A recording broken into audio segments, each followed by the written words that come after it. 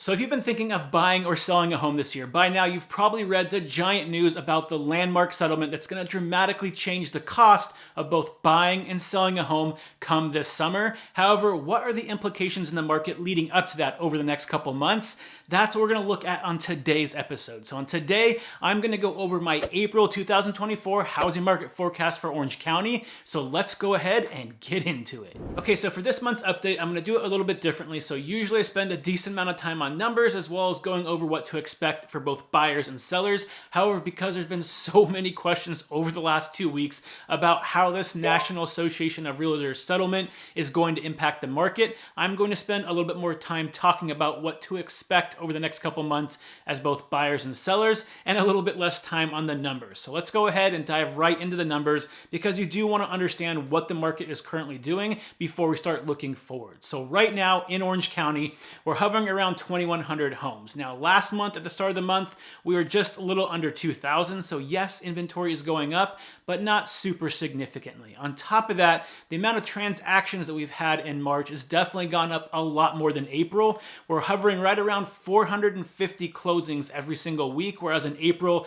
it was about 375. So this data is just indicating that the spring market is in full effect. We're starting to see sales pick up, more people listing their home. That's completely expected for this time of year. So the last data point that I do want to go over, because it's very important to know, is how fast the market is moving right now. And it's definitely picking up steam. So when we look at the month of March, excluding the last couple days, because I'm recording this a few days before the end of the month, right now, 65% of all homes have been going into escrow in less than 2 weeks, which is a dramatic uptick from February, which was at 59%. And when you look at how many homes that have gone into escrow in less than a month, right now we're at 76% of all homes on the market in Orange County have been going in escrow in less than a month versus 72% last month. So you can definitely see that the market is picking up steam. Now, looking at numbers is one thing, but being in the market, going to open houses, placing offers for buyers, seeing what type of offers are coming in for sellers, I am definitely seeing the market get a lot more competitive. In fact, it's been so competitive over the last 2 or 3 weeks in the Orange County housing market,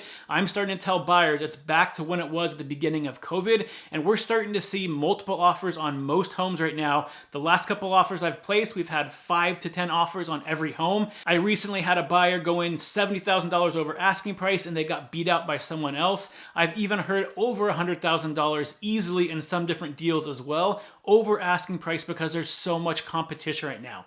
Buyers are again having to lower their contingencies, remove appraisal contingencies, and it's getting extremely competitive. So appreciation is happening at a much faster rate than the beginning of the year right now, and that doesn't seem to be turning around anytime soon. Interest rates did spike a little bit in March, however, they're starting to fall again, and we're back below 7%, and that's only going to increase the amount of buyers coming into the market. So again, as we go through April, expect it to be very competitive. You're not ready for that as a buyer to be able to look at a home, place an offer quickly, and make sure it's very competitive. You're going to be losing out on home after home after home. And right now in Orange County, even though we have seen inventory tick up a little bit, we are still way below where it usually is for this time of year, and we have a lot more demand in the marketplace than homes. So again and again, over the last 3.5 years, it's the same story. You're seeing appreciation happen. There's a lot of competition going on. If you're trying to buy a home, it's very hard right now. If you're trying to sell a home, if you price it correctly, it's move-in ready, you can expect to get multiple offers before the end of the first weekend.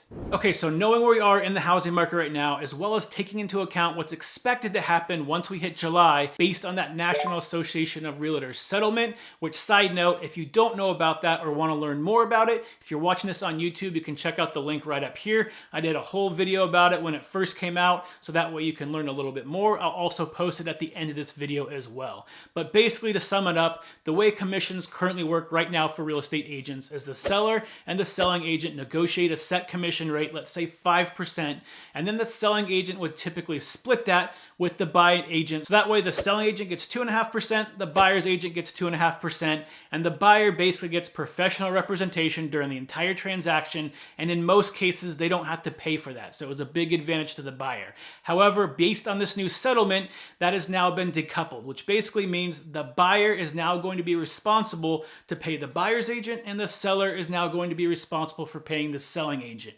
Now, as a buyer, that doesn't mean you're not able to negotiate with the seller and ask them to pay for your buyer agent fees, but it's not a guarantee like it used to be. So again, to learn more, stay tuned to the end of this video or check out that link I just provided. So what does this mean for the buying side of things? So buyers, although this hasn't been fully approved by the courts yet, there's a good chance that it will be, because the Department of Justice has been going for this decoupling of commission for a very long time. So although you might see a few changes here and there, the commission portion of this settlement is most likely going to remain the same, because they are really pushing for that decoupling, which means for you, come July, it's probably going to cost you more to purchase a home. So come July, I have a feeling that the real estate industry is going to start operating much like a lawyer or a CPA, where if you want a good one that's going to save you as much money and make the process as easy as possible, you're going to be paying a premium for that versus hiring someone that's maybe newer or maybe a part-time agent where they're going to have a discount because of that. So you're going to have to pay a premium to work with the high-end agents. Now, the important thing to understand is right now until July, that's not the case. You can choose whatever agent you want to use, and in most cases, the seller is still paying for the buyer's agent commission, which is one benefit if you're thinking of buying this year, of purchasing a home before July hits, because you have a lot more options available. After July, it becomes a lot more uncertain. Okay, so what if July comes and you don't have enough money to afford that higher end professional real estate agent? What are your options going to be? So let's go over those. So number one is going to be going directly to the selling agent. So this is called dual agency in California, and it's basically where the selling agent represents both the seller and the buyer. And when you talk to the selling agent, they're going to say, yes, I'm going to represent your best interests as well as the seller's best interests equally through this transaction, but common sense should probably tell you that really can't be the case. If you're getting a messy divorce, are you going to go hire the same lawyer that's representing your significant other? Probably not. It doesn't make sense, especially for one of the most consequential financial decisions you'll ever make in your life. So ideally, that's not going to be an option that you want to look at. However, in California, unlike a lot of other states, it is still a legal option. However, I have a feeling that will probably go away pretty soon. So I'm guessing that once these new laws go into place in July, you're going to have some buyers go to selling agents, and then 6 months down the road, you're going to see a bunch of lawsuits pop up because buyers felt like they were misrepresented by the selling agent. So you're going to have all these lawsuits. California's going to look at it and say we need to protect the buyer. And I have a feeling over the next couple of years, you'll probably see dual agency in California become illegal to help the consumer, and I am completely fine with that. I never liked it to begin with. I hope it gets eliminated as quick as possible. So if you don't want to go directly to the selling agent to get that purchase done of your new property, another option might be some type of discount broker or maybe a newer agent that's going to charge you a little bit smaller of a fee. Now, in a hot seller's market that we're in right now, when you're competing with 3, 5, 10 different offers, if you don't have an experienced agent on your side, especially if on the selling side of things you're dealing with a very experienced agent, you might be getting the short end of the stick in terms of negotiation, as well as making sure you're saving as much money as possible and keeping yourself protected during that escrow process. But it is an option that will probably be available. You'll probably see a bunch of different types of models that come out with agents that might offer discounts. Let's say if they don't show you any homes and they're just doing the paperwork for you on the escrow part, or maybe they have a flat fee. It's really hard to say exactly what's going to happen with that, but I'm sure there'll be plenty of options for discount agents once July hits as well. You just have to make sure that you're very careful about finding out exactly what they're going to do for you and if it's worth taking the risk going with someone like that versus paying a little bit extra to go with that professional. And then the last option you always have is to represent yourself. So just like going into court, typically you're always going to have someone representing you that knows what's going on, knows the processes, knows how to negotiate, knows the different tricks and tips that agents will use to try to squeeze as much money out of buyers as possible. So going in not knowing that, especially if it's the first time you're buying a home, is not something I recommend, but it is always an option available to you if you want to take it. Okay, so buyers, I don't want to end on a low note with you. So let's go ahead and say that you do want to purchase a home. You would love to have professional representation, but that's just probably not an option for you because you just don't have the cash set aside.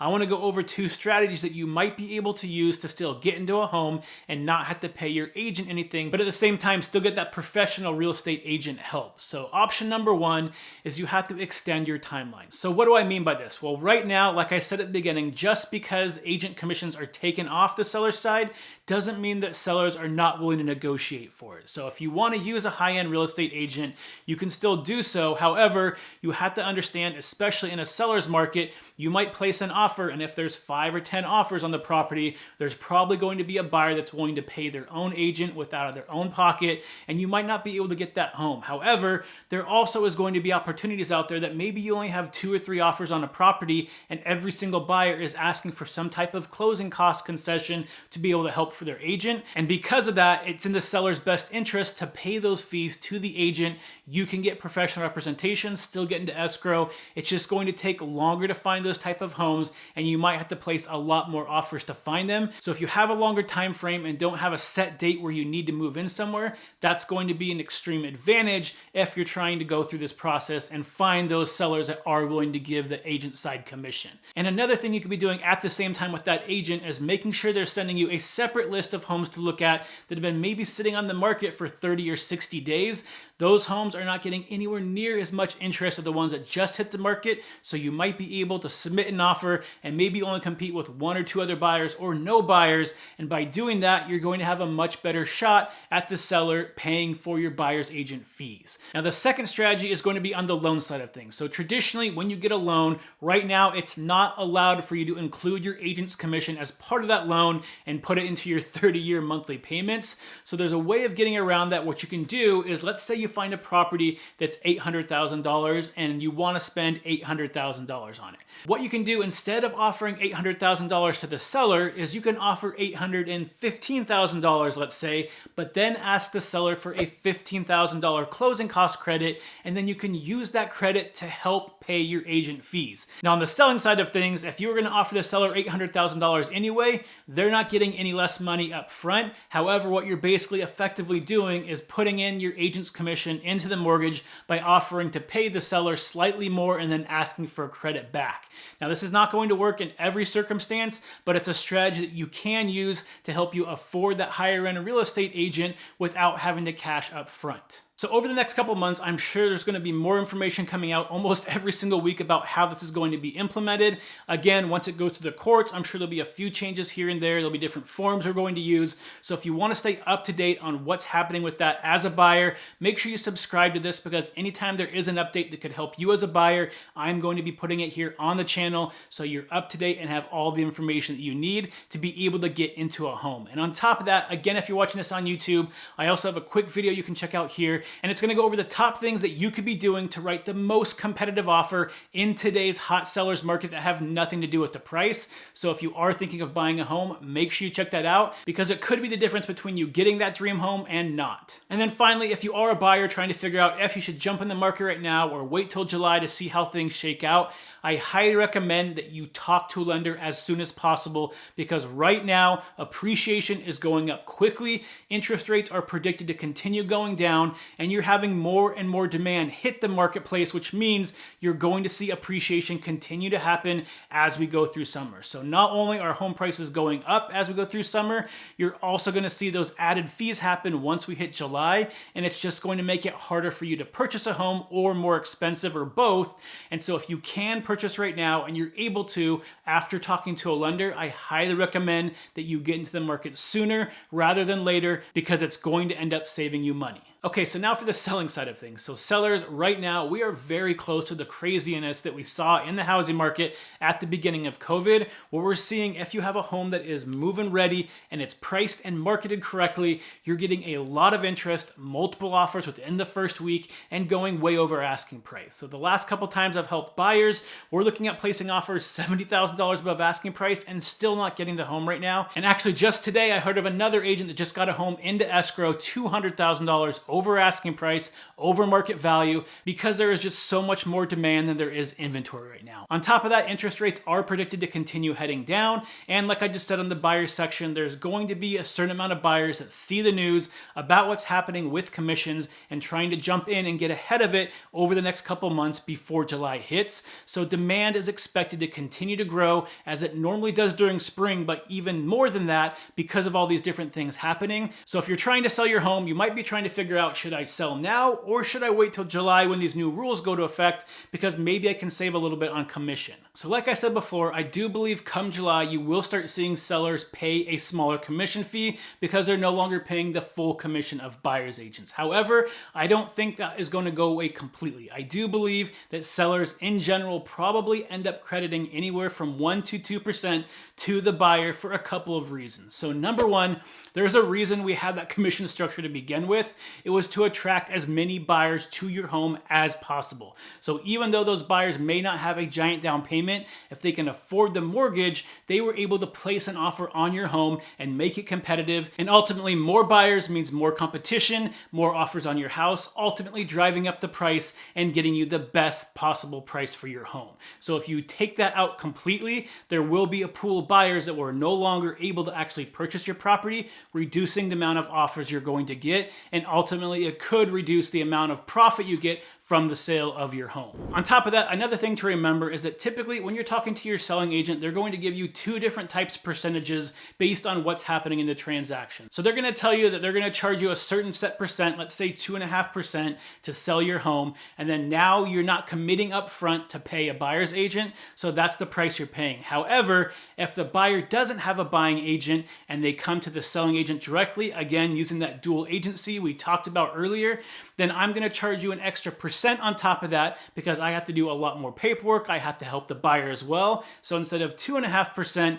I'm going to charge you 3.5% to help both parties. So if you're willing to pay that extra percent to your selling agent to help the buyer, it makes sense to me that most sellers are also going to be willing to pay that same 1% to a buyer's agent to be able to help bring a buyer to the property, because ultimately it's going to cost the seller the same amount of money. Whether they use their current agent that's also helping the buyer, they're going to be charged 3.5%. And if another buyer comes in and has an agent, if they also give them a 1% credit as well, that's just going to attract more buyers to your house and you're not really losing any money. So I have a feeling there's going to be a large percentage of sellers that are at least willing to credit buyers 1%. But again, that's just my prediction. We're going to have to see how things shake out. It's going to be the Wild West for at least 6 months once these rules pass until we figure out a new norm in the housing market. But based on my experience, that's my best guess on what the average seller is going to be willing to pay a buyer in terms of closing cost credit. The other thing to remember as a seller is good buyer's agents also help keep transactions together. It's a two-sided thing. So if you have a bad buyer's agent that doesn't know what they're doing, like a discount or a part-time agent charging a very small fee, oftentimes they're not aware of how to keep a transaction going, negotiating, figuring out a strategy that's going to work for both the buyer and the seller to keep that escrow going. Now, this might sound like I'm going to bat for buyer's agent, but the other thing to think about as well is if you have a good buyer's agent on the other side of your transaction, they're going to be much more likely to close escrow. If you have a bad buyer's agent that doesn't know what they're doing, it's going to be harder to keep escrow together if any problems arise. A lot of bad buyer's agents are out there. For instance, they get the inspection report back and maybe it's a first-time buyer and they see a 40-page report of all the bad things wrong with the home. They freak out and they want to back out of escrow. A good buyer's agent will at least go through all that information with them, figure out what's important, what's not important, negotiate, go back and forth with you, and keep going until you can see if you can figure something out. But agents that don't know how to do that will often let the deal fall apart. So having a good buyer's agent on the other side of the transaction can oftentimes help keep the deal together and help get escrow closed. So I think overall the best way to look at these new commission rules overall for a seller right now is part of a marketing strategy. You need to talk to your agent, go over the current market conditions, figure out what's going on in your own neighborhood and what you need to do to be competitive to make sure that you're driving as many buyers into your home as possible. So again, you get the most amount of offers on your home. That competition will drive up the price. It's the best way to do it. And ultimately you net the most amount of money. So now let's bring this all back to the beginning question. Should you sell now or should you wait till July? Well, the only reason that I caution you waiting till July is because after talking to a lot of sellers over these last 2 weeks, they have that same question as well, which means the overall mentality for sellers right now is I'm waiting till July and then I'm going to put my house on the market. So not only is July typically when you start seeing demand already start going down for the year, but you also see inventory rise to the highest levels between July, August, September, which means you're going to have a lot more competition come July and demand is going to start going down. So if you're thinking of placing your home on the market right now, I still think it's in the best interest to at least explore the option of putting your home on the market before July hits, because inventory is very low right now. And right now in today's market, if you place it on the market, price it correctly, market it correctly, you're going to get a very good price for your home and all the terms you want. Because right now, if you place your home on the market, it's already crazy as it is. And like I said, interest rates are still going down. You have more buyers jumping in because they want to take advantage of it before July hits.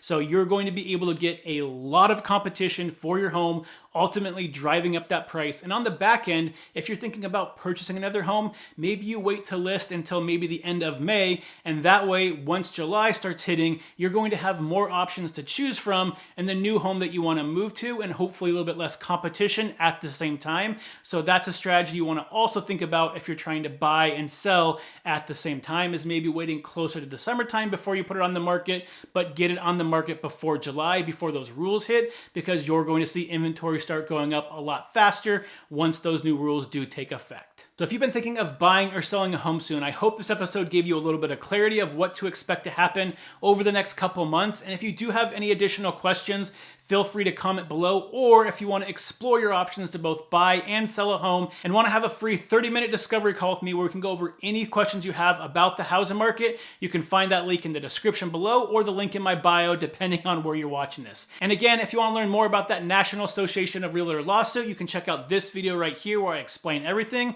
And as always, don't forget to like and subscribe, because as new information comes out, you'll be the first to know. So until next week, stay happy, stay healthy, and I'll see you on the next show.